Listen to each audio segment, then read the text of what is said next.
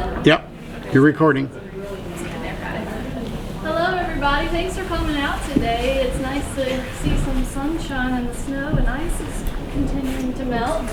I'd like to welcome Marisa Pascucci. She is our guest lecturer today, and the third time is the charm because this is the third time we had rescheduled this. So we appreciate you all coming out and being flexible with us.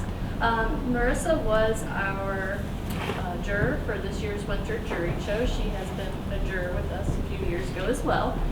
We really like working with her because she is very easy to work with, and she is a self-proclaimed art history nerd. So she is a wealth of knowledge. She's wonderful to listen to. We've had her as a guest lecturer before. I would like to say, if you are not on our email list, I'll pass this around. Please sign up if you would like to receive our emails. You don't have to sign up if you already are on our list. And then also as well, since we're in the theme of gallery exhibits and what it's like to be a juror and how jurors, judges select work, here's our exhibit schedule for the whole year. So if you're an artist, please plan, to enter your work. And if you're not an artist, please plan to come and see these wonderful shows. I'll pass this around. Feel free to take one, share with your friends. But with that, I will pass it over to Ms. Pascucci. So, thank you. Thank you for having me. Thank you, yes, for coming. Third time is a charm. Yes, hopefully we're not going to get any more snow. The gallery can be open and we can see some red dots on things. I feel like the last time I juried this 3 years ago as well, and by the time I gave the talk a week after the opening, there was definitely quite a few red dots. So hopefully there's going to be some more now that the weather seems to be cooperating with us. I am currently the gallery and collection coordinator at Davidson College. Davidson College has an art gallery called the Van Avery Smith Galleries, and we have a collection of about 4,200 works, more than half of that being actually photography and works on paper. Some paintings, then we've got our outdoor sculpture collection as well. The exhibitions we do there, the art everywhere on campus, the collection is all open to the public. We are not just for the college or the town of Davidson. So please feel free if you ever see anything about our exhibitions or our programs, please join us. And our collection is available for viewing. What's not on view already throughout campus by appointment. So if you ever want to see some certain photographers you're researching or artists or printmakers, we also have a pretty big selection of artist books in the collection too. I'm always happy to have anybody, whether artist, art enthusiast, kind of come and take a look. We love sharing the collection. Unfortunately, with that many works and being a collection that only has gallery space for temporary exhibitions, our collection is kind of not in necessarily gallery space, but any place on campus we can find it. We do put art there, even in the student rooms, their dorm rooms. They can borrow artwork. It's always under plexi, no paintings, no sculptures, but yeah, they can borrow artwork for the year. A little bit more background on myself. I have a double master's degree in art history and museum studies. I am, as Jessica said, kind of a self-proclaimed art history nerd. It's my life. It's been my life since since college. I've been really lucky to continually from college up until now to continually be working in the arts. I went to undergrad at American University, and then I have dual master's degrees in art history and museum studies from the joint program. Sounds a lot. Case Western Reserve University and the Cleveland Museum of Art. So are you from Cleveland? Yes, born and raised in Cleveland. Yes. Although at this point in my life I've lived outside of it more than I've lived in it. But yes, from Cleveland.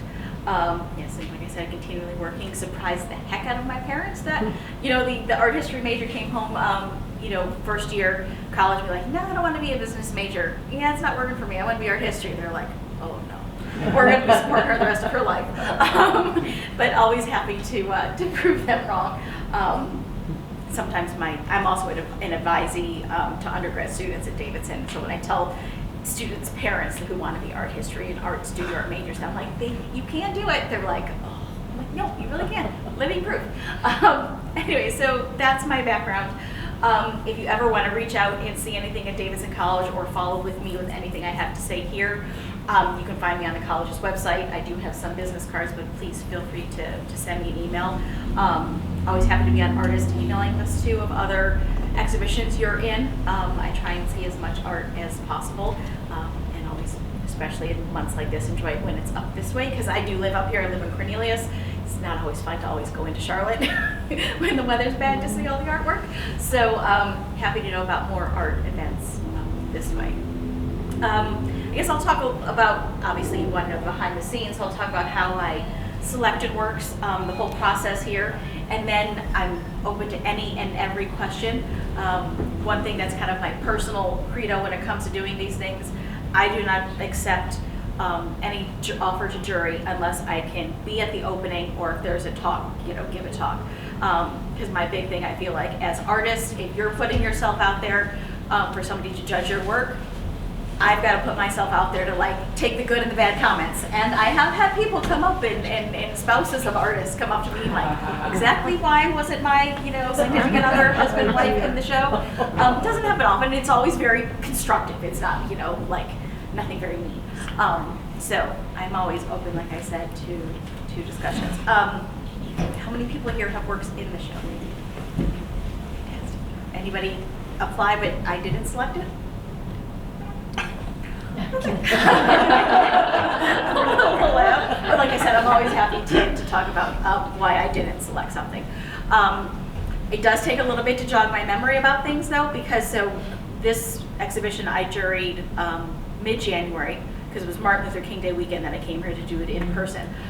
So when I was looking through everything, I'm talking about a month ago, and everything is blind. So I log into the back end of the app that you submit the artwork to, and I don't see anything except the images and medium and size. That's it. So I don't know names unless you have a very prominent signature on the front. So everything is completely blind. And with that, I will advise for applying to anything, list the medium, because when it's blind, list the medium as much as possible. So don't just say oil or acrylic. Is it oil on canvas? Is it oil on wood? Be specific. And same with photography. You don't have to tell me exactly what type of camera, digital printer, whatever you're using, but tell me, is it printed on paper? Is it printed on metal? Is it printed on canvas? It does really help kind of to go through things, especially in just mixed media. I hate saying that. I mean, in a gallery setting, whatever, it's fine, but during, it's okay, I think I can make out what's here, but it is really, really hard to tell. So as detailed as you can be, that's really great. So there was definitely a lot that I didn't recognize this time from being submitted, so I feel like Mooresville is definitely expanding their artist base. And one thing of moving forward and expanding, when I did this 3 years ago, I remember I called Jessica and I'm like, I'm sorry, there was a good 30-40% of the artists that I would not even consider. Because if I can see the tree that you've propped up your painting against, or if I can see, your hand holding the artwork or something, I'm not saying you need to have a professional photographer. I know that's out of a lot of artists' financial capabilities. But even with an iPhone, you can crop things. I understand you want to take a photo outside. Natural light does wonders for artwork as opposed to fluorescent lights. But cropping an image so I see just the image. You can keep the frame in, that's fine. But I like having the background. And with this jurying process, I think actually there was only 2 artists that I'm okay, immediately I just skip by them and go through. But the process for jurying was I got access Friday night and I submitted on Sunday night what I selected. So Friday night I always just do, excuse me, a quick run through. I don't look at mediums, I don't look at dimensions. I just look at everything, and I look at everything in the order that it is, because usually you can separate out by media. So whether you've put yourself in as 3D, 2D, textile, whatever your designation that you put your artwork in as. So first one is always just look at everything and go through it a couple of times. Doing what most people do in a museum, that kind of drives me crazy. Spend 5 seconds looking at the image. That's it, just so I can kind of get an idea of the whole grouping. Then Saturday comes the really harder looking. That's when I'm spending a couple of hours on a Saturday afternoon, really narrowing it down to yes, no, and maybe. And then Sunday, it becomes the maybes and the yeses. And getting it to see, do all the maybes stay maybes? Do they move up to yeses? Do they move down to nos? What's really perfect about juring something like this where it's local is that I can then also give the prizes in person. There was like, I have my list going of like works I was considering for prizes by looking at the images. I'm like, this looks really strong. I definitely want to seek this one out in person. And I'd say about half of them that I put there actually did end up getting awards once I saw them in person. But even, you know, obviously been in this business a long time, you know, thinking that things are, you know, 20 by 40. And you know, you can kind of visualize that in your mind. But then I remember, and talking to the artist that night, the gentleman who did the big blue landscape painting that's in the upper corner there. Like I knew, remembering that it was big, but I'm like, did not remember it was that big. Again, dimensions are also really key in deciding, in having your information there, excuse me, being accurate. I'm getting over the cold from all this wonderful weather. And then when I got to come in on that Sunday to select the awards, and I was here for probably about 2 hours just looking. And again, when I'm looking there, none of these tags are here. So again, it's also completely blind. It's just by numbers. And so even when I'm juring like from the slides, I don't know if I'm picking, unless your work looks the same. Like you can tell it's so like a definitive style from one work to the next. I don't even know if I'm looking at 5 pieces by one artist or 1 piece by one artist, because I can see if there's like each artist gets a specific number on the back end, so I know. So I guess, you know, as they're taking in the entries, they know how many artists there are. But I tend to not look at that because I don't really want to know, you know, how many pieces there are. Kind of go by the piece, not by like, oh, if I really do like the artist, I might take both works as opposed to just take one. Kind of depending on what I'm seeing there. I'm trying to think about what else about the actual jury. That's kind of thinking about it through me. Yes? So do you try to select pieces of different media? You want to get a sculpture in, you want to get a oil, watercolor, whatever. I do try and keep the media varied, but I'm not going to put something in just because, you know, there was only one watercolor person who came in, who submitted.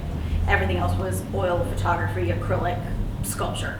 I'm not going to put that person in just because it's the medium. But I do kind of think about that in awards more than like what gets in the show, because it is hard to, you know, put a sculpture against a photograph.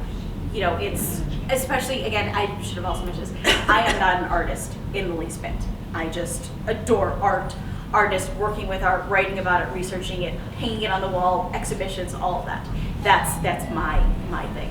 So in my mind, it's really difficult to compare the two because I understand the process from studying it, but not understanding the process of making something from actually doing it. I did have to take studio classes in college. They're the only C's I got in college. In my painting and sculpture class, the only C's I got. My painting professor actually asked me if I was dyslexic, because when it came to do the still life session, I couldn't get like front and back, like the depth right. I'm like, no, I'm not an artist. I'm like, I'm trying my best here, but as far as I know, I'm not dyslexic. Haven't, you know, no signs of that in anything else I've done.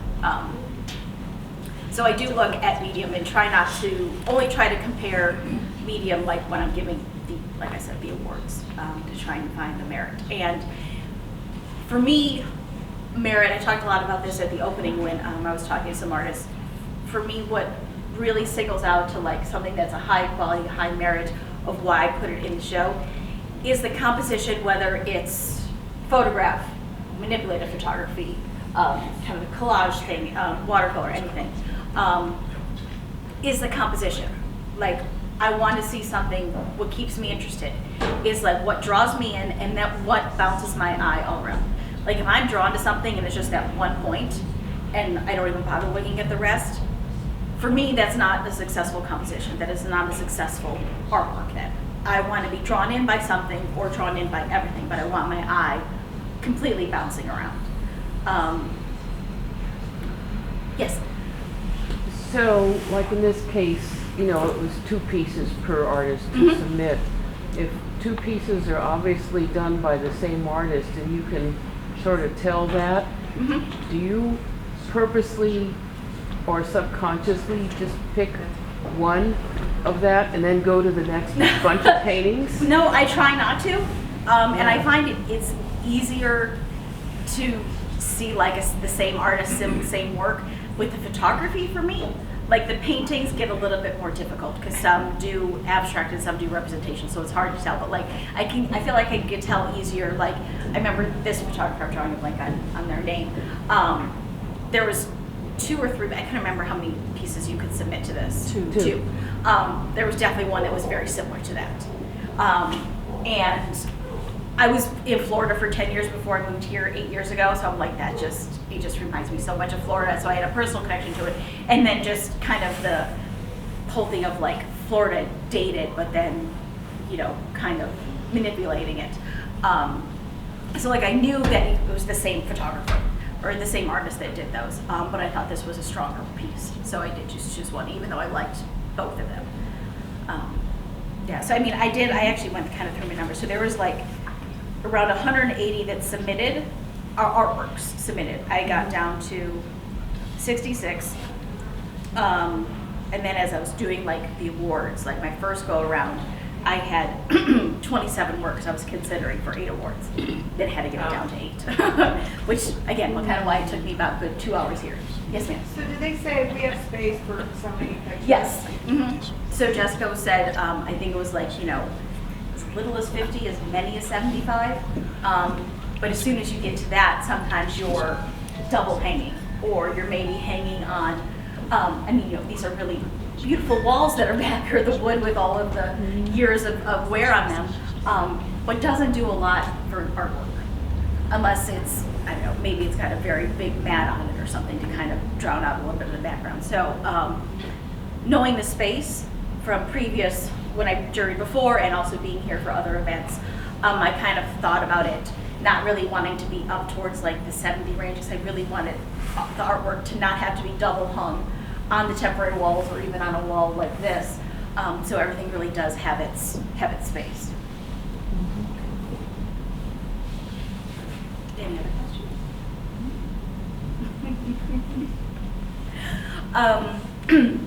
I'm not involved with the layout of the show. That was all Jessica and her team. So obviously, there's no one like wall prime walls that get awards then. Because obviously this work is one work on this wall. But another one that I gave an award to is a painting that's on like the end of the temporary wall. Not exactly like, I don't think we would call that prime space, because it's not, doesn't have as much white space around it to really focus on it. So don't worry about that when you're hung in a show and you see, I'm in a bad space. Still can get awards. And even there's one, the other photography award that I gave out is in that other room as well. There was not that much sculpture that was submitted. So one reason why there's not a lot of 3D work in the show. I'm trying to think of how many others there actually were that I didn't select. So it does seem that it's more 2D artists that participate. I always tell artists also, like, even although you all, there's nobody here who submitted who didn't get in, but if you were and you just don't want to identify yourself, just always keep submitting, because again, it's like I'm coming at it from an art historian view. An artist coming in and jurying would have something completely different. It's one good and bad about art. It's so subjective. My husband does inventory control for a company that says millions and millions worth of nuts and bolts and screws and things like that. And he's like, he just doesn't get my world. He's like, I'm like, well, I wouldn't want to look at Excel spreadsheets all day long either. But he's like so subjective. There's no black and white to it. I'm like, no, there isn't. There's none, and that's why I like it. Did you have a question? Yeah, Mm-hmm. It was more kind of when you first get on the app. Mm-hmm. Would you have like all the works in one page where you're looking at little thumbnails? I couldn't see how to do that with this one. Oh, okay. The reason I ask is because it makes a difference if that's that painting, for example, is so big, Mhm. and another painting is this big, and they end up looking similar size. And Yes. does that, anyway, does that kind of discrepancy then influence you in some way? Because I couldn't do it with this version, there's been other services like and apps that other people use that there has been a way to see like everything all at once on a screen, and it is weird to see like everything. It's like looking at a slide carousel type of thing. It's like each one little slide. So it would probably, I don't know if I would actually use that if I had to, if it was available, because you can't, again, you really can't tell. And like this one, there was, like I said, like about 180 pieces submitted, like trying to see 180 on one screen. I was just wondering, because one piece of advice I heard from someone else was, when you submit your art, get your photograph on your screen and look at it really small, and if it still looks good. Mhm. So is that something that you would That, advise? I advise that, yes, but also kind of the opposite. Put it on your screen and get it to like 200 resolution, or blow it up to 200%.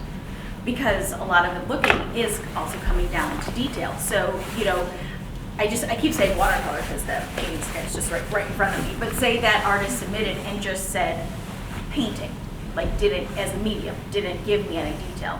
I would try and get it as detailed as possible to make out, am I seeing brushwork? Am I seeing like thick impasto? Am I seeing acrylic?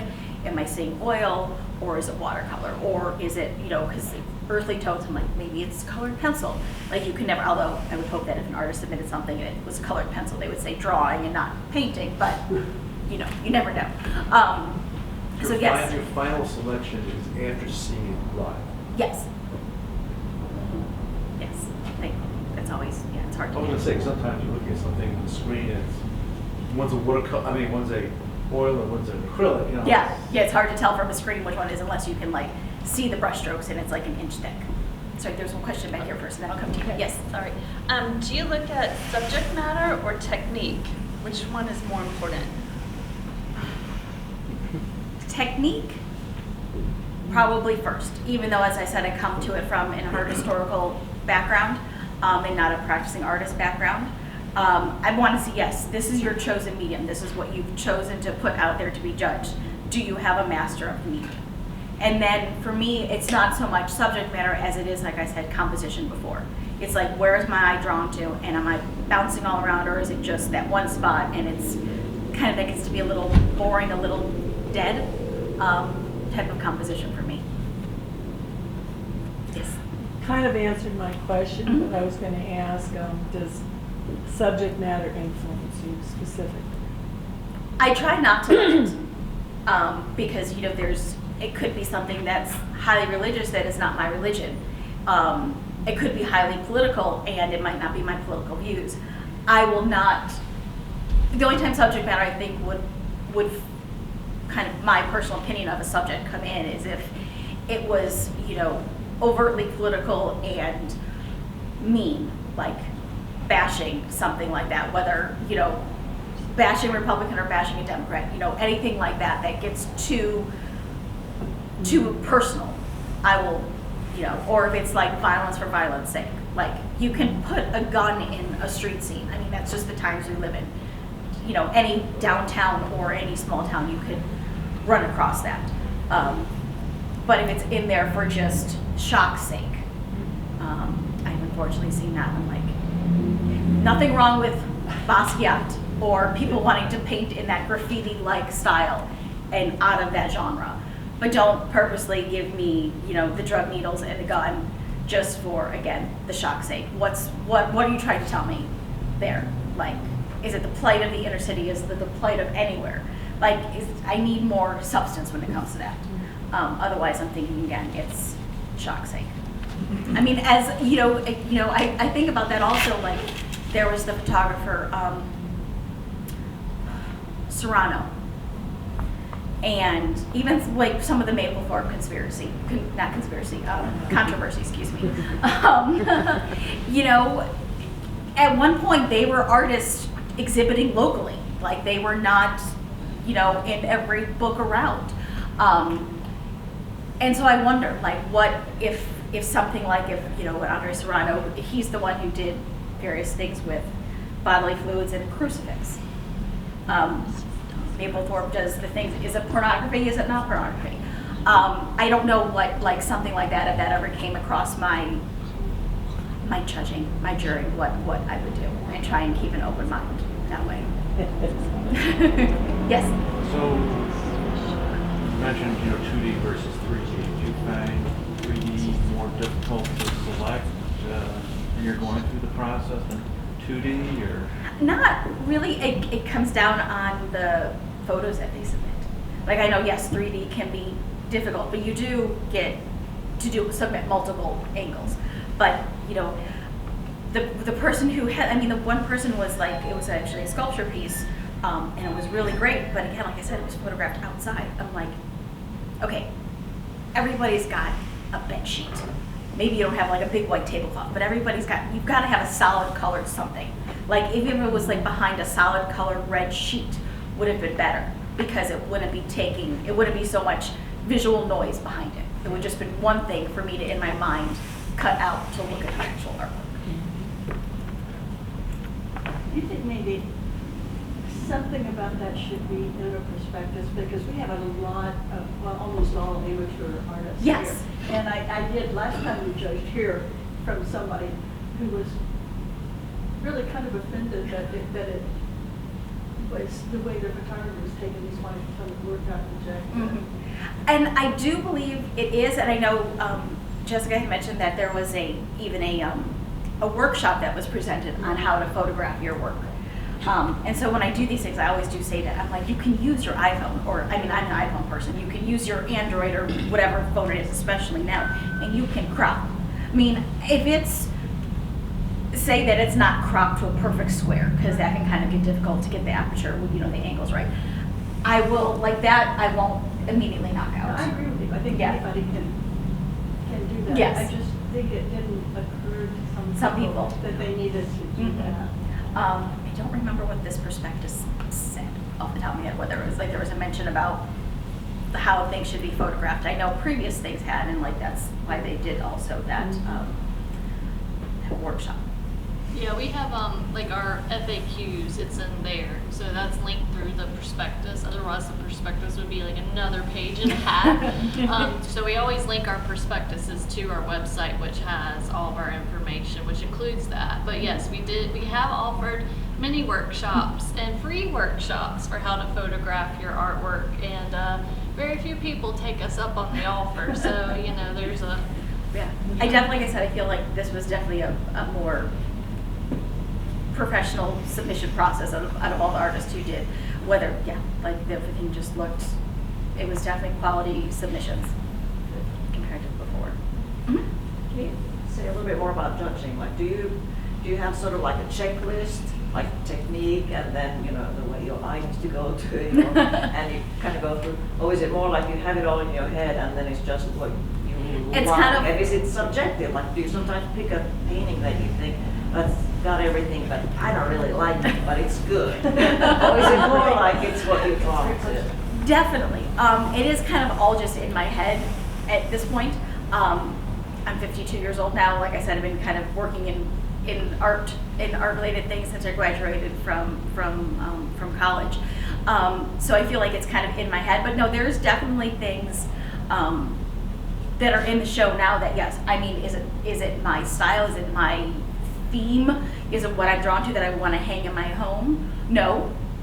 But it is accomplished what I consider it, say if I was doing, a show around that type of artwork or that theme or, that media, would I put it in? Yes. Like, I don't think that there was, full honesty, there were a couple of works in the show that once they got here, I'm like, oh, that photographed a lot better than what it is. Not a lot. Like, I'm going to say, can't even, I'd have fingers left over on a hand if I did that. But like, there's nothing, and maybe like those works I would never consider, like if I was curating a show, to put those in. But like, again, 99% of what's here, whether it's my taste of wanting it in my home or not, if the exhibition presented itself, or somebody came to me I don't advise people on buying art. Like, I want nothing to do with the whole art market thing. That's not, it's not my forte. But friends of mine will often ask me, like, you know, I do need some art. I'm like, well, go to places like this. Do not go to like Home Goods. Come here. And, you know, I will walk around shows like this and like knowing what their taste is. I'm like, this is, you're supporting an artist. You're getting something quality. And oh, I should also mention that leads me into something else I always talk about with artists, framing.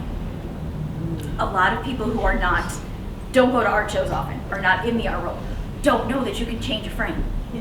Or you can put a frame on something. Say you're just, some people like it's not artwork unless there's a frame on it. Even though this is stretched, the sides are clean, all of that. So don't be like afraid of putting a frame on something. Or not. One thing I would just say that something that always should be framed, if you're painting especially on a thin canvas, like, you know, 1/4 inch, even 1/2 inch. Oh, that's pretty big. It has to be.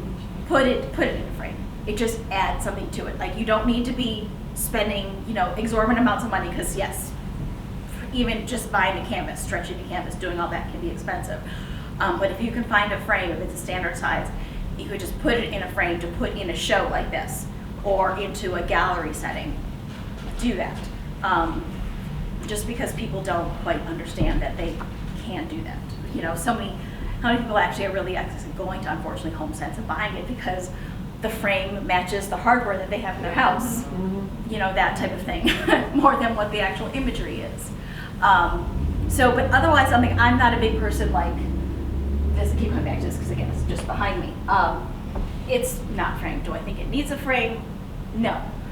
Even if it was 1/4 of this size, I wouldn't say it needs a frame. It's not the size of the artwork. It's like just the depth of the canvas, in my opinion. Yes? Have you ever juried a show where there's another juror also, like 2 of you? The only time I've done that is art festivals, like Art in the Park type festivals. Usually there's a committee, you know, 3, 4, or it's always 3 or 5. It's always odd numbers. Who jury, who gets into, like, if it's one of those art park things, like it's not just anybody can come set up a booth. Like you're juried in that way. Usually it's by committee, and when you're giving out like best in show of like the whole booth or something, or like best by media, 1st, 2nd, 3rd place, those I've had to do with others, which does get difficult. Because usually when you're doing that, it's the organizers have selected more than one approach. Again, you know, it might be art historian, an actual practicing artist, an art critic, an art professor, that type of thing. And so those always take, yes, a lot longer, and a lot of kind of, you know, fighting for your opinion and your artist, you're the booth. And obviously at that point, you know who the artists are. So there are definitely, you should be recusing yourself from some things of that in that sense. But I've never had that, thankfully, happen. But otherwise, it's, I won, thankfully. Sorry, there's one back there, and then I'll come to you. Yes? What do you think about photography that is framed and matted, but with glass versus without glass? It's always nice to see it without glass, I gotta say, just because I think it just lends itself to it. But understanding as a person who's working with art and wanting to, like, professionally keeping it around for another 1,000 years if possible, when it's on view, it should be behind glass as quality as you can afford, or plexi as quality as you can afford, so there's not the awful glare on it. I'm not saying it needs to be matted, you know, floating in a frame works for me.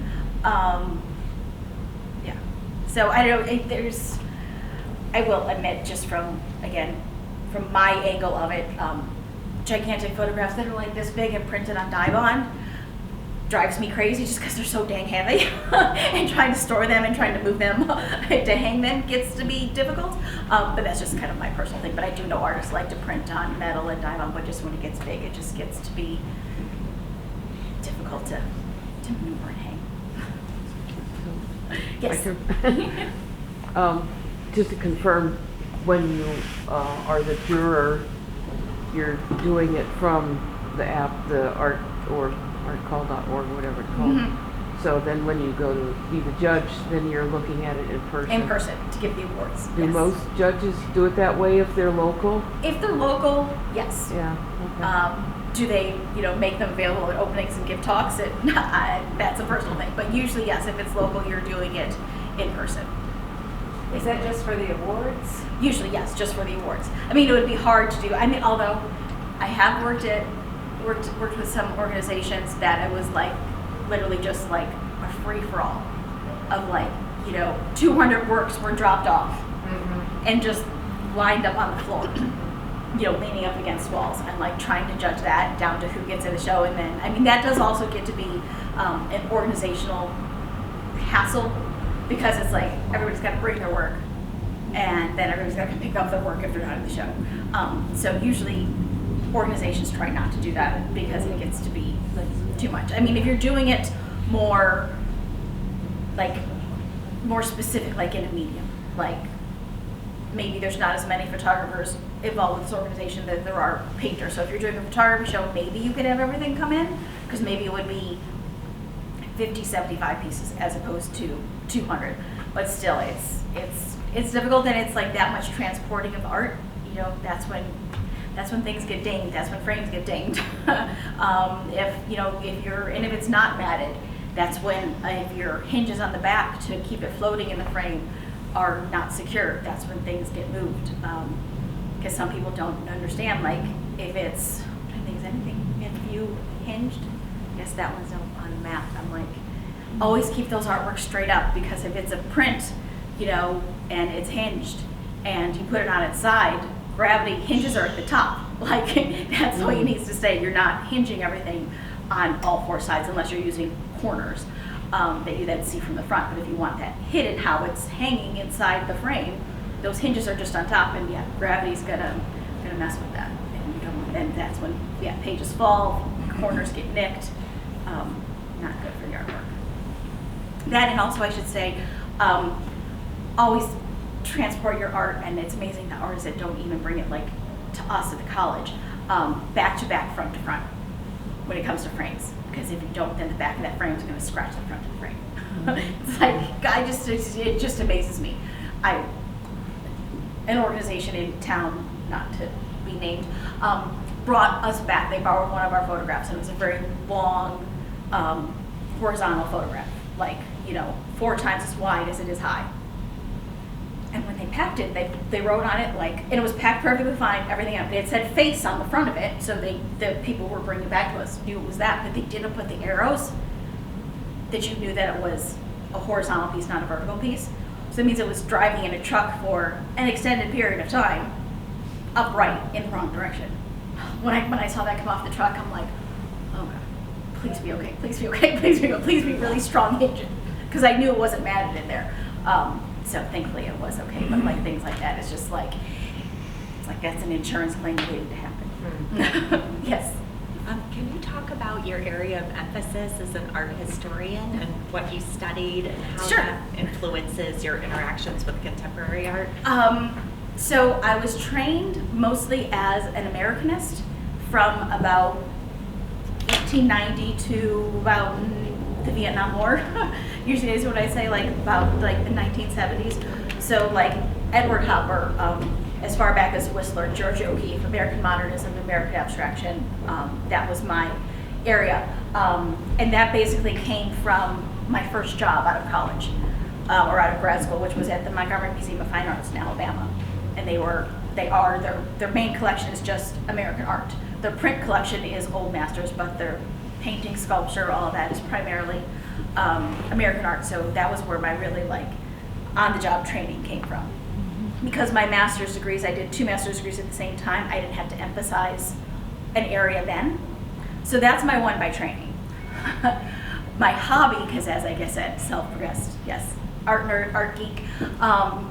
My hobby, it's Gothic architecture, which doesn't really kind of fit in with much unless somebody's drawing a Gothic cathedral or some sort. Really loved all my architecture history classes in college. Didn't have any in grad school, unfortunately. and was thinking about kind of making that my master's degrees, but there was just too much engineering and science. That's, again, my brain does not work that way. So that's kind of my hobby. That's what I read about a lot.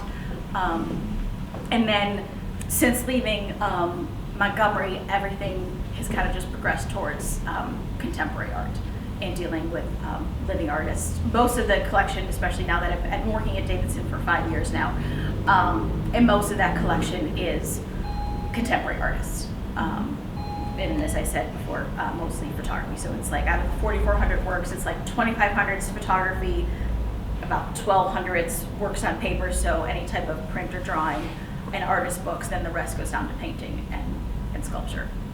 And yeah, not many that are living artists, except being where we are, we do have quite a beautiful selection of bearded works, of collages and prints. He's probably the historical artist that we have in most depth. But yeah, our last show that we just closed was by Hank Willis Thomas, because he did one of our big outdoor sculptures, so we had a companion exhibition, so it's always, yeah, the living artists that we've been working with there. Yes? What do you think of titles in art? Does that influence anything? Do you ever see those, or you don't see them? I don't see them. Okay. Yeah, so from the back end, like I said, it's just the title, or excuse me, just the medium and the, actually, I don't know if I could see, no, I couldn't see titles. It was medium and dimensions. And like I said, once I came here, everything was just a number. Personally, I like titles. I don't like untitled. I like titles. I mean, I think the only, personal opinion, the only thing redeeming about a Damien Hirst artwork are his titles, because they're very poetic and they're very long. Some of them are like a paragraph. Do not care for his artwork at all, my personal opinion. But like I do, like there's just something about titles that I do like, whether it's, you know, your opinion. I understand that a lot of artists, or some artists, don't want their opinion influencing the person looking at it. But I feel like there's something sometimes that you could do some like an innocuous title that is not going to influence.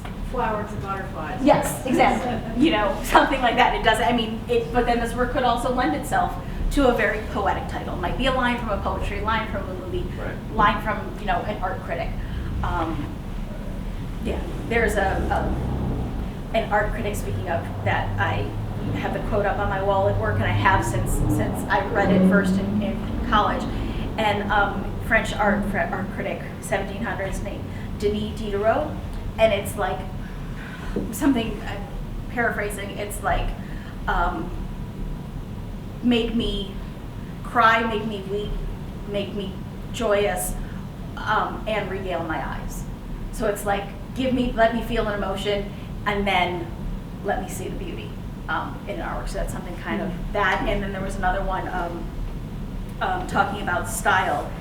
In style being of an artist being like this triad of when the brain, eye, and hand come together.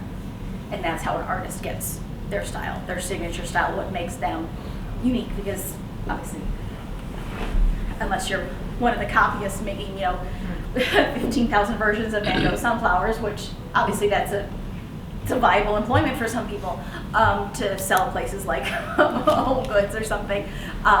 It is when you're coming to your personal style, it really is just tied to all of that, and it's what you kind of then put out. So the material and the artwork and books that are at Davidson that are not out, that are available for people to see, is there a catalog or something online? Yes, our website has, I say about 90% of the artworks, everything is online, and about 90% of them have photographs attached to it, so you can see it. But even if you come to Davidson, if it's between 9 and 5, Monday to Friday, you can go into any building. Not like residence halls are all key card, you know, access, but like the main academic buildings where we have artwork everywhere, the outdoor sculpture, you can go into any building and just like walk up and down the halls to look at the artwork. Is there a guide as to where certain things are? Like, if your interest is painting versus photography, are there particular buildings you go to? Or? No, but what we do have, we just started last year, and we're still expanding it, is something called Bloomberg Connects. So it is this worldwide app. So my thing is, again, you might be a little too political too, but when you've got billions and billions, instead of, sending people to space, you can do philanthropic things. So Bloomberg Connects from Bloomberg Philanthropies has this app, and it is free to any museum. So like you could be the Louvre and use it, and you don't have to pay anything. Us, Davidson, staff of 2, we don't pay for it. It is an app, and if you go to Bloomberg Connects, and you can either do the website or the app, and you just put in your location, it'll pull up all the museums that use it. The Mint Museum is one. The Beckler, I don't know if they've started yet, but they're supposed to be. And it's an app, and so we're trying to, our whole database isn't there, but works that are on view are there. And it'll tell you what building, it'll give you a map that'll show you where that building is on campus. We're still working on wayfinding on campus, it is a little difficult. And everything that we put up there has a recording that goes to it. And it is either, if it's the outdoor sculptures, because this is what it was based on, it was that cell phone tour we had, is the actual artists, if they're still living, talking about the work, or it could be if that artist has passed away, it could be an art professor or a different professor from a different department, or faculty staff, or even some of our interns are recording about that. So say you walk in, so Chambers is our main academic building on campus. You walk in that building from the front up the big stairs, and you go to that first hallway, you go left or right down that hallway. Not the second or third floors, but just the first floor. We've got about 75 photographs and works on paper there, because it's a main traffic building. Everything there had to be behind plexi. Nothing has been damaged. Like I said, we loan artwork to students. It's come back from their dorm rooms. Nothing's been stolen, damaged, anything. We've never had any damage on outdoor sculpture, except when a tree fell on something, and it had to go back to Spain to get fixed. But so nothing, we've never had any damage, so that's kind of why it's all open. But for like the hallway, it's like, you drop your coffee, you hit it with your backpack going down the busy hallway, so everything is behind it. But so if you go in there, you'll see a work kind of right when you first walk in that's got one of the QR codes that you can scan, or just like I said, if you don't want to add another app to your phone, which a lot of people don't want to do, you can just go to bloombergconnects.org.com and pull up us and any other institution around using it. Yeah, it's really great for, like I said, other cities too, and sculpture parks, and they even are starting to do things with places like Daniel Stowe, more nature preserves, and even science museums as well. So it's not just for the arts. So there's hundreds and hundreds of museums, and like I said, they do it all for free. Like we pay nothing. All we had to do was like put the information, the photography in, and they generate. They like printed maps for us. They printed bookmarks. They printed everything. It's pretty amazing. We love it because it's something that, even though Davidson is a very well-endowed college, we are still a staff of 2. We are the smallest, not the smallest, but one of the smallest majoring departments at the college. So our budget isn't huge. So to have this and be able to get the information out to everybody has really been great. Any other questions? Now, if you're working as you did at a museum, with working at college, can't be the same. It is not the same. It's definitely not the same. Yes, being from a staff of 2. Although we do have, which is good and bad, trying and very helpful. Every semester we have anywhere between 15 and 20 interns that work with us, and they're not all art students. We've got economics, biology, everybody, because if you need work study or an internship, you can apply to anywhere on campus. So we kind of take everybody in.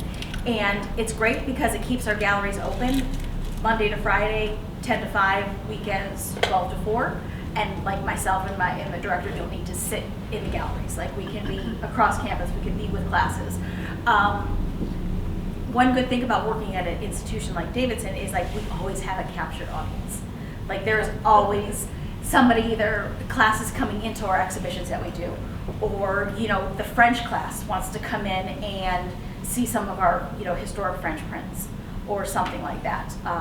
We do have a relatively large selection of religious works too from one particular donor. So like the religion classes that come in. We do have a couple Picasso prints, so the Spanish classes coming in, things like that. So there's even one of the writing classes is called Bad Art. So that's fun when they come in and it's like, what, hearing That's that. actually the name of the class. It is. It's actually the name of the class is Bad Art.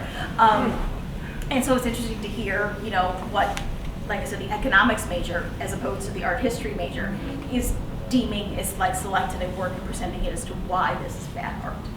It can't be just because I don't like it. Like, I don't like the color yellow. It's bad, type of thing. So it is great to always have that captured audience who is not your average person going to a museum. Like, a lot of times you're going to a museum, especially like in Montgomery, Alabama. You're not New York City. You're not a huge destination that you're getting all of these, travelers from around the world coming there just for it.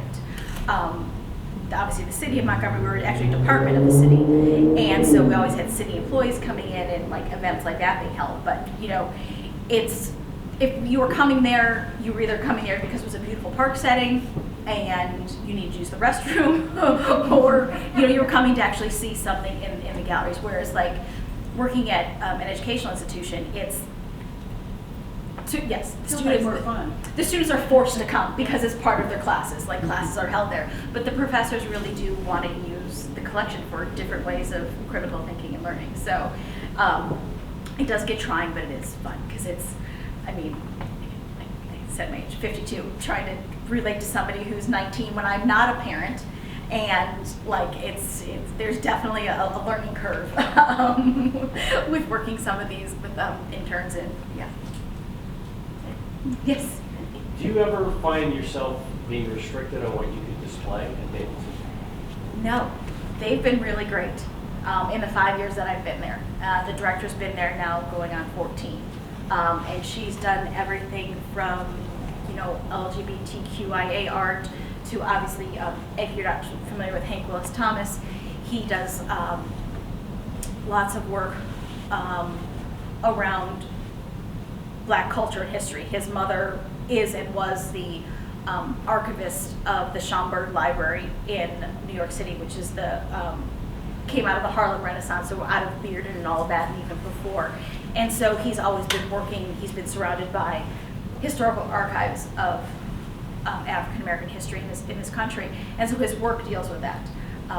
Like one of the works actually he made tailored for our show was the photograph of Dot Scoggins when she was walking up the staircase to Harding High School as the first Black student admitted in there. And so there's been, some things like that, and like the big sculpture he did on campus is to commemorate the exploited and enslaved, the hands, the exploited and enslaved people who basically built Davidson College, physically, and so we've done things like that, and there's definitely been political things on both sides. Again, we are a liberal college, but there is definitely a strong contingent of young Republicans and actually also ROTC on campus. So really do the fine line of presenting both and not going too far one way or the other to really offend anyone. Again, easy for being an educational institution. Yes. I'm curious about some comparison and contrasting and some of the work that you chose for prizes and didn't choose for prizes. Your vantage point, obviously, the one behind you, I think is absolutely lovely, and it did get mentioned, but I don't believe these two walls have any. I can see Nope, Sarah they don't. right now. No, you're right. So to maybe compare and contrast, why one over the other? One thing I will say about this work, when I was jurying this work online, it was not stretched. It was, hanging attached to the wall, but not stretched on a stretcher. Mm-hmm. And one of the prerequisites of the show is that it has to be stretched or framed. And I see your shot. When I want to talk to her at the opening, I'm like, I think it's great either way. I understand that it had to be like this to be in the show, but if you want to unframe it or unstretch it and display it that way, sell it that way, that's great.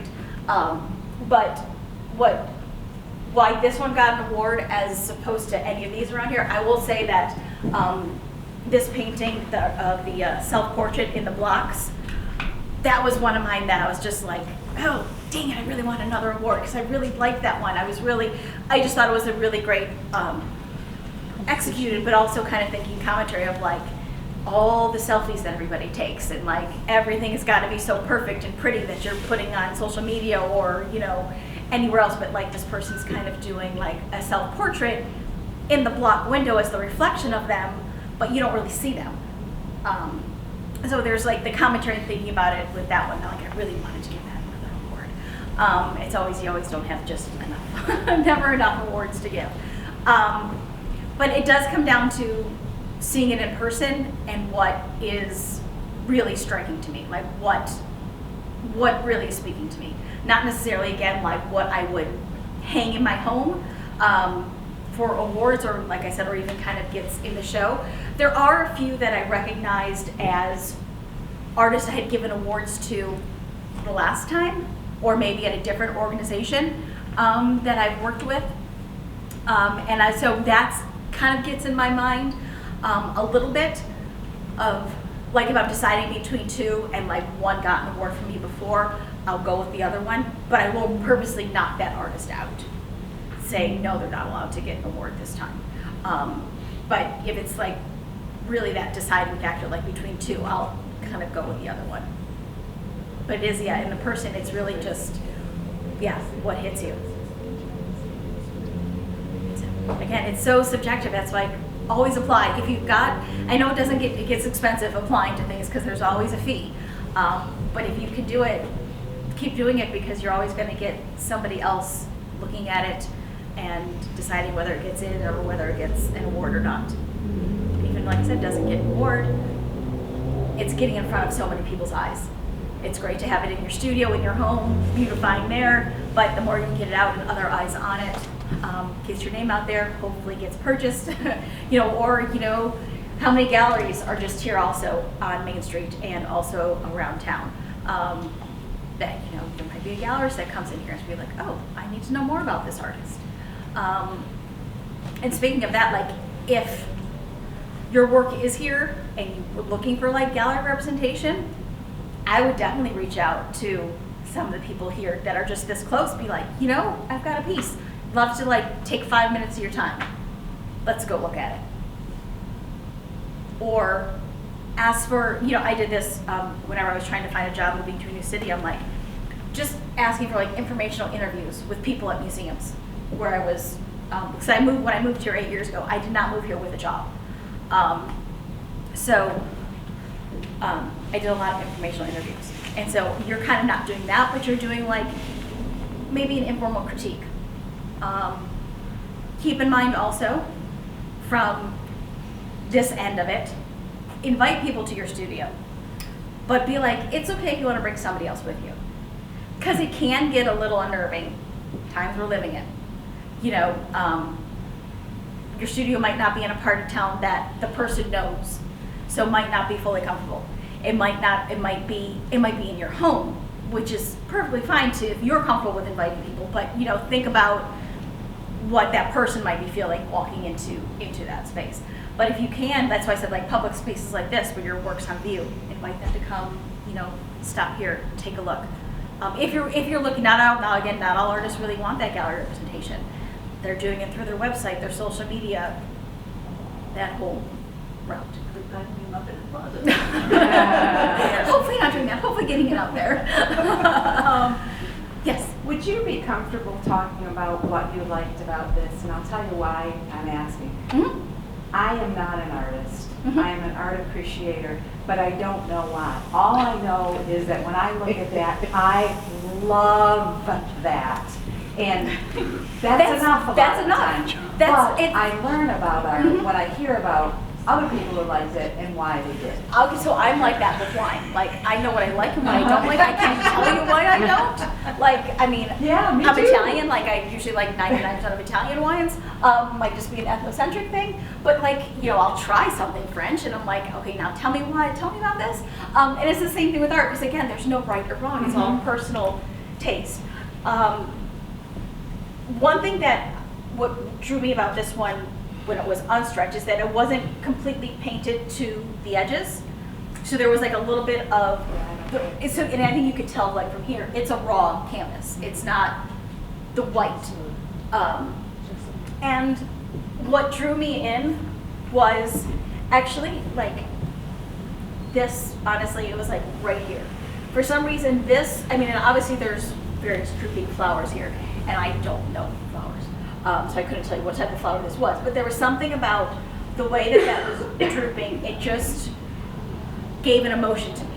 Like, not necessarily depression or sadness, but there was definitely a very emotional thing. Like it was just a response like that it was giving off. So again, as I said, it's like a successful composition or a successful work for me is where my eye gets in and then jumps all over. So I saw this one.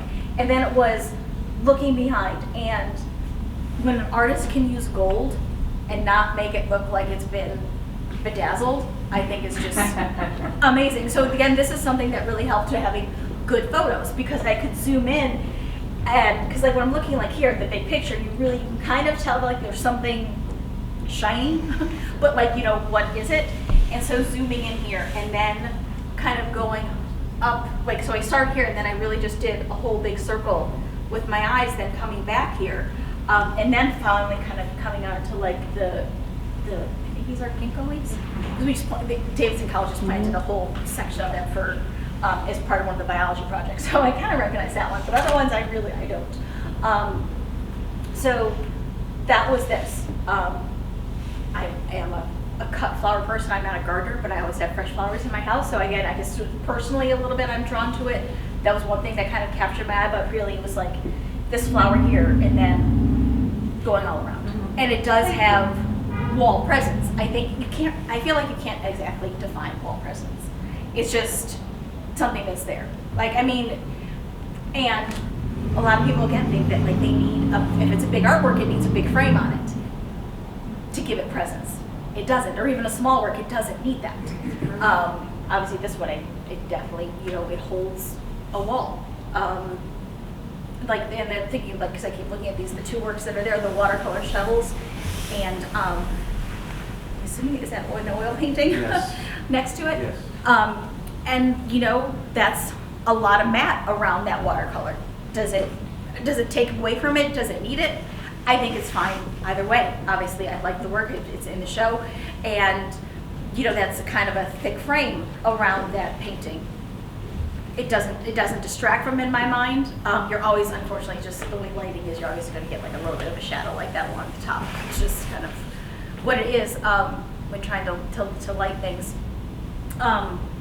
Again, it's a thicker frame compared to like a thin frame on this painting, but I think that it's got presence. When something has got presence, it's because of the artwork, not because of the frame.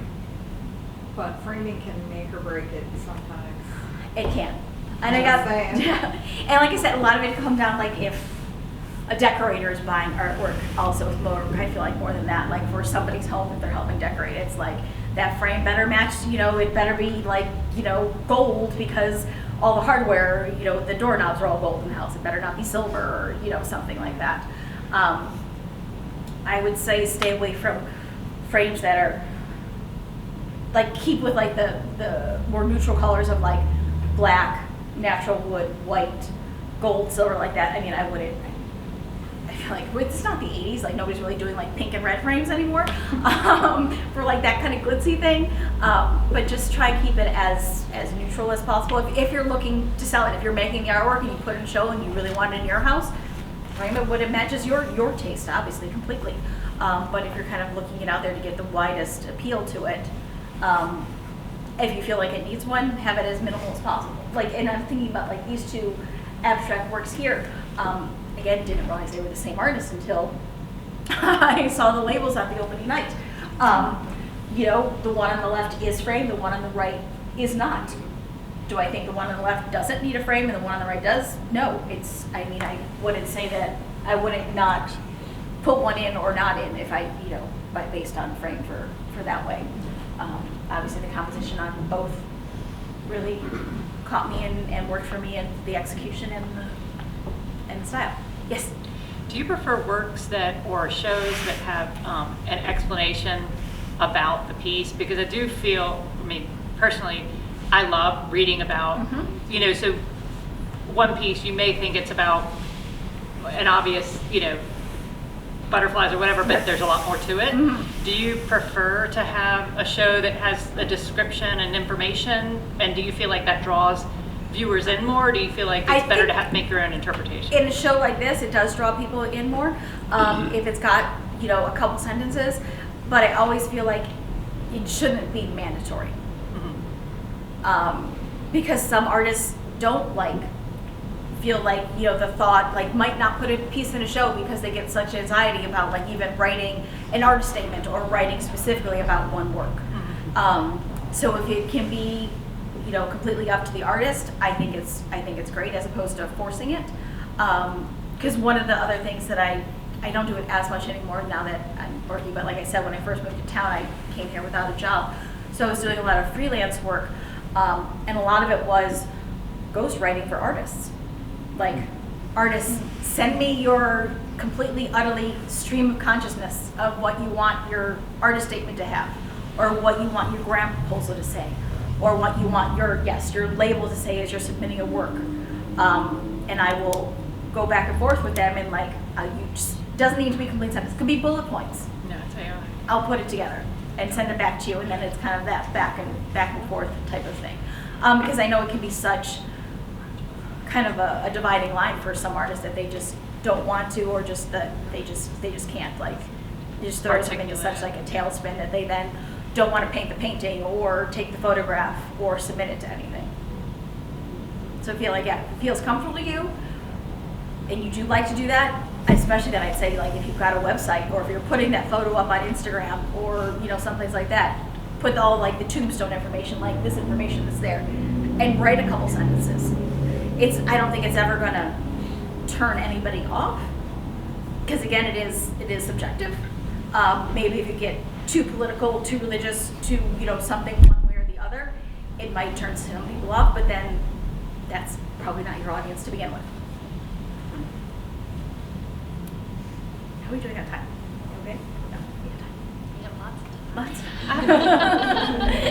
Yes. I have another question, Sure. and you may have answered it because I came in about 10 minutes late. But what is the difference between, so first, second, and third? You chose those as well, and then juror's choice, is that like fourth, fifth, sixth, seventh, eighth? Yeah. You know what I'm saying? So, like, yeah, so- it didn't get first, and your first choice is that's my first choice. That's my first choice, and like, so first, second, third get various, like, decreasing amounts of an award, and then the juror's choice all get the same amount.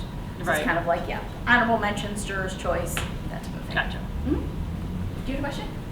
Do you, when you look at these images, do you ever think about that in terms of saleability? No. I do not, like I said, I that's, didn't think so, but I yeah, thought that's of the that. part of me, like, again, when I first moved to town, I worked at an art gallery selling art, because, again, I just had to get my foot in the door in the art world here somehow. And I was really great, like, anybody that came to the gallery, I would talk to you about anything on the wall, whether I liked it or not. Let's just have a conversation. But then when it came down to like that selling, or that, you know, bantering back and forth about prices, I'm like negotiating. I'm like, oh no, I kind of had to turn it over. I'm like, if the gallery director was there, I'm like, let me bring her in. Let's have the conversation with her. And the same thing was with when I would work at larger museums, and we would have to do fundraising. You'd have to talk to donors and sponsors for exhibitions. I'm like, I will go with that development person and sit and talk to anybody they want. You want to go talk to that bank president to get them to sponsor the exhibition? I'll go sell that exhibition like you wouldn't believe. When it comes down to actually about the money, I'm going to be real quiet. That's not for me. You're the closer. I just kind of present all the information. So you don't have any advice on pricing your own artwork?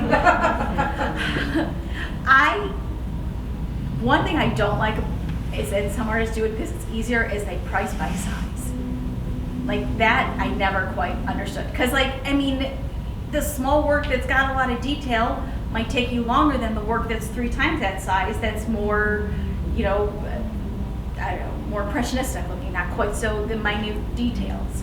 I say definitely price to what's going to cover your medium, like all your materials. Cover that. And then, yeah, think about your time. Like, I don't know if hourly, but, you know, something like that. But I mean, there's definitely galleries and art advisory places in Charlotte that will have that conversation with you. And like I know Vapa Center and McCall Center in Uptown, both of them will do workshops or talks with like gallerists and art advisors who be like, you know, this is how you price your artwork type of thing. And they did one, an artist series also on like insuring your artwork. Like they brought in somebody from an insurance company, like this is what you should be thinking about.